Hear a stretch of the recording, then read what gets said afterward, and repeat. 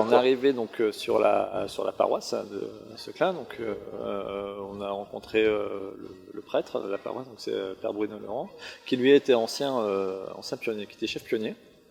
Donc voilà, scout de France. Et donc quand il nous a vu arriver, qu'on lui explique notre histoire, qu'on était déjà scout par ailleurs, il nous a dit ça serait super d'avoir un groupe scout sur la paroisse, parce qu'au final on n'a pas de proposition pour les jeunes entre voilà. Donc, il y a des choses pour les plus anciens, pour les préparations baptême, tout ça, ça va, il y a le caté, mais il n'y avait pas d'autres propositions qui étaient faites sur la paroisse en termes d'activités en lien avec la paroisse.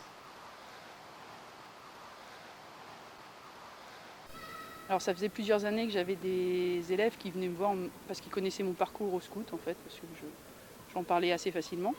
Donc ils venaient me voir pour me demander si je voulais être chef-ten ou autre chose, puisque le groupe était en train de fermer, n'allait pas très bien à cette époque-là, mais moi je me sentais pas parce que je crois que j'ai eu besoin de faire d'abord un peu le deuil de ce qui s'était passé sur Angers, de mon ancien groupe. Et puis là, le directeur est tout simplement venu me voir un jour en disant j'ai parlé de vous avec l'évêque. Et est-ce que vous voulez bien ouvrir un nouveau groupe scout à Coutances et servir au départ de lanceuse de groupe. Et je lui ai dit d'accord, vous avez trouvé une responsable de groupe.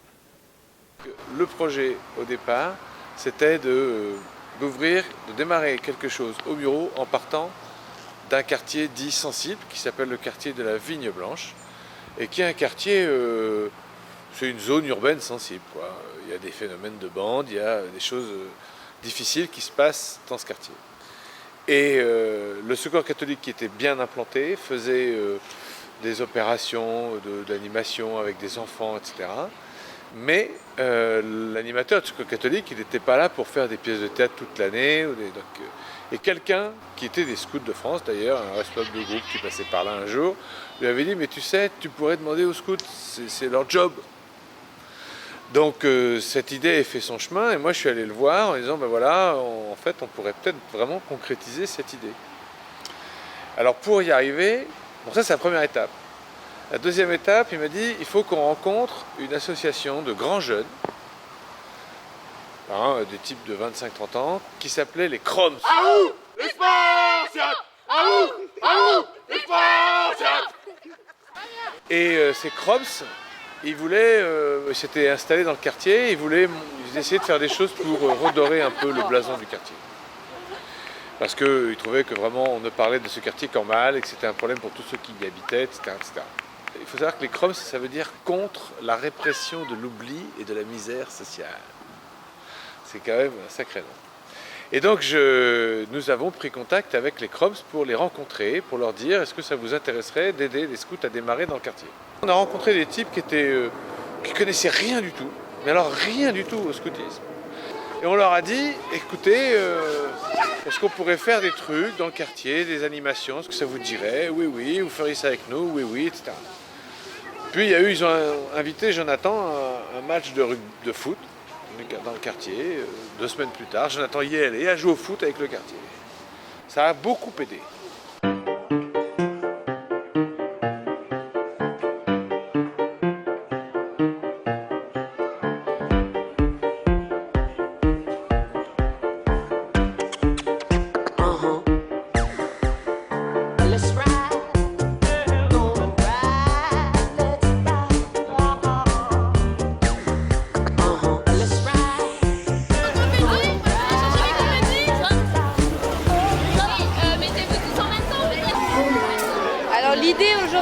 c'était de se montrer à Aubervilliers dans le but ultime d'ouvrir un groupe dans cette ville. Alors, l'objectif de cette journée, l'objectif premier, c'était d'abord de faire découvrir le scoutisme, de parler du scoutisme, de dire ce qu'on fait au scout, de casser un peu les clichés qu'on peut avoir sur les scouts et de dire voilà, tout le monde est bienvenu chez nous et on sera bientôt là. Donc si vous êtes intéressés, laissez-nous vos coordonnées et puis on vous recontacte.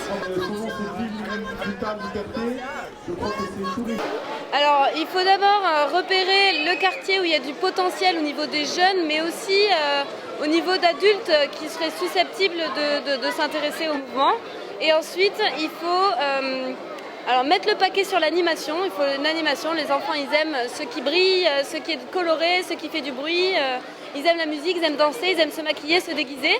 Et ensuite, celle qui a le plus marché, c'est l'ASP itinérante. Parce que quand on arrive dans un quartier, surtout dans les quartiers de Seine-Saint-Denis, les enfants, ils restent dans leur quartier, en bas de leur immeuble, et ils ne vont pas beaucoup plus loin. Alors, certes, on va toucher tous les enfants qu'on va croiser sur ces peut-être 50, 100 mètres carrés, mais pas beaucoup plus ceux du pâté de maison d'à côté.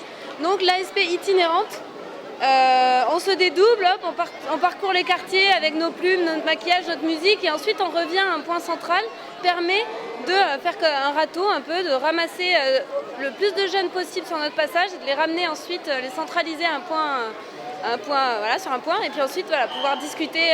Et puis comme ça permet aussi à des jeunes d'un même quartier de se rencontrer, parce que souvent ils ne vont pas beaucoup plus loin que le pas de leur immeuble. Une cheftaine du 19e qui est venue et qui a rencontré les Crocs. Et ça a été décisif. Et l'expérience de cette fille a été décisive à la fois parce qu'elle répétait la même chose que ce qu'on avait déjà dit, donc c'était cohérent. Et ensuite, surtout, c'est quelqu'un qui a eu l'idée de nous forcer à forcer le destin. C'est-à-dire qu'elle a dit, bon, quand est-ce qu'on l'a fait cette première ASP? Et elle a pris un agenda. Et du coup, ils ont marqué un truc. Et du coup, ça nous a vachement aidés.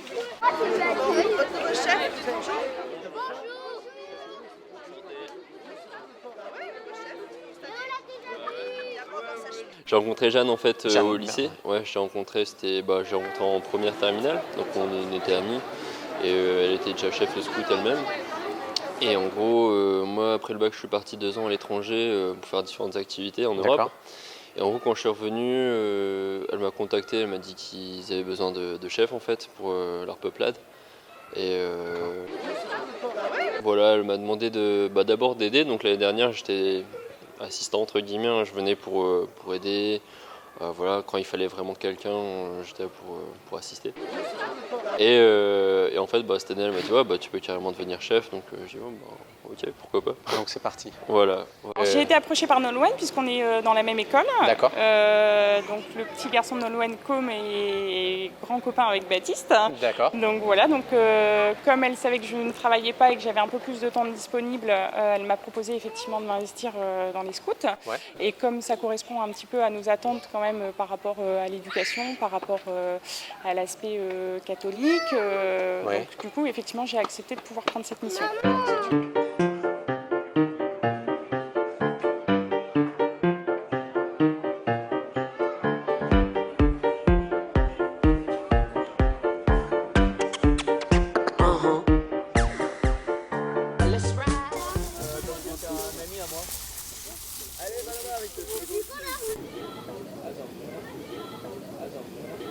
On se dit qu'il faut qu'on s'adapte, même si on a quand même un objectif de mire, mais on évolue tous les jours.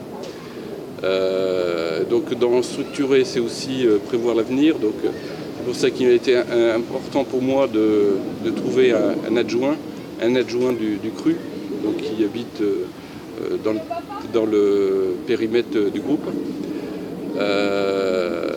La structuration passe aussi par le départ en formation des chefs et cheftaines.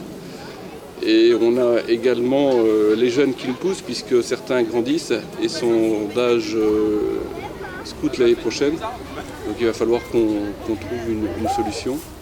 Sachant que jusqu'à présent, même s'il y avait des jeunes qui nous sollicitaient, qu'on ne pouvait pas accueillir parce qu'ils étaient trop âgés pour la proposition qu'on avait actuellement sur le Val d'Hir, on avait le réflexe de les renvoyer sur Bruno. Donc c'est aussi une forme aussi de soutien du groupe historique.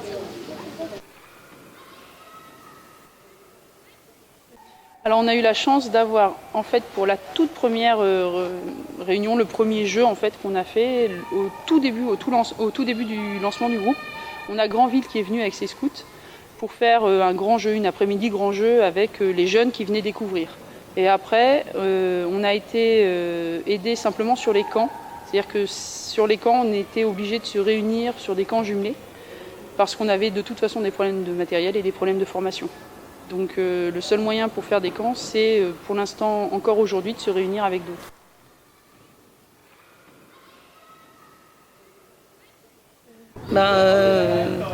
On fait des événements en commun, notamment le week-end de groupe, la journée comme aujourd'hui. Après, il y a eu des rencontres. Il y a eu une rencontre entre chefs. On fait les lumières de Bethléem ensemble. Enfin voilà.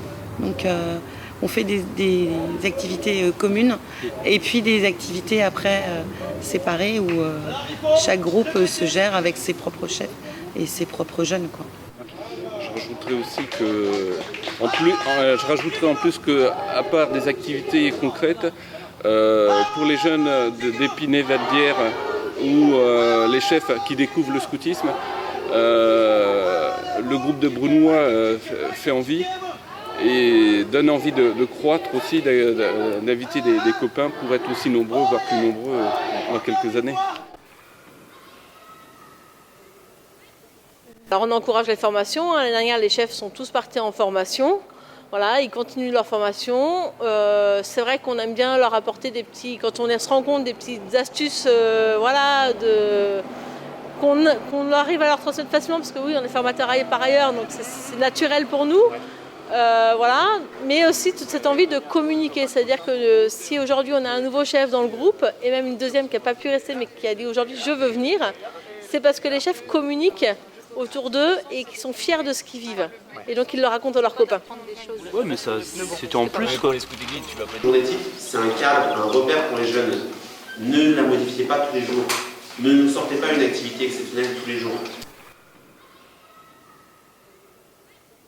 On le ressent parce que certains chefs, connaissent moins déjà l'histoire, le scoutisme en général, et puis même tous les jeux qu'on peut leur proposer ou tous les chants, on le ressent par rapport à ça. Après, faut pas les oublier parce que faut quand même s'il y en a un ou deux sur 40 qui ne connaissent pas le jeu, faut bien leur expliquer pour qu'ils se sentent bien intégrés parmi tous les chefs, même parmi ceux qui ont des années de scoutisme derrière eux.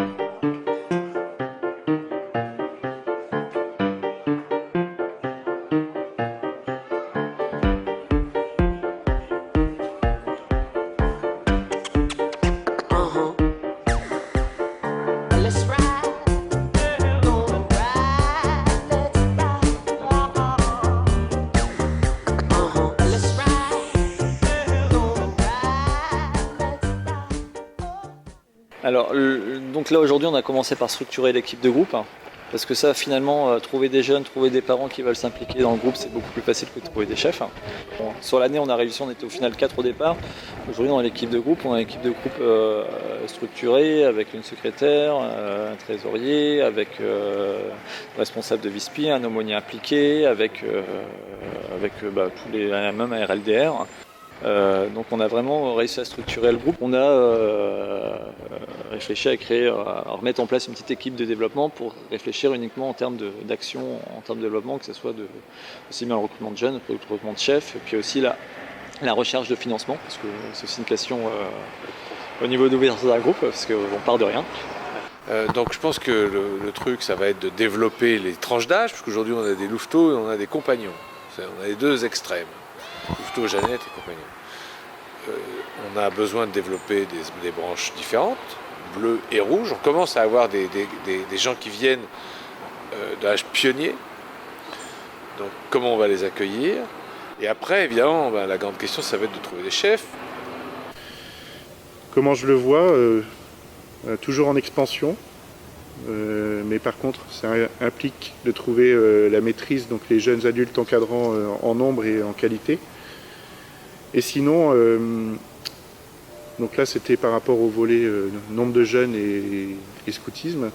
Et sinon, je dirais un groupe bien implanté localement, acteur éducatif du territoire, parmi d'autres acteurs éducatifs, en l'occurrence, de nouveaux partenariats développés. J'ai envie de dire le sourire des enfants. C'est super cool. Que du bonheur. Je sais pas, ça me rend heureuse, j'aime trop les scouts en fait.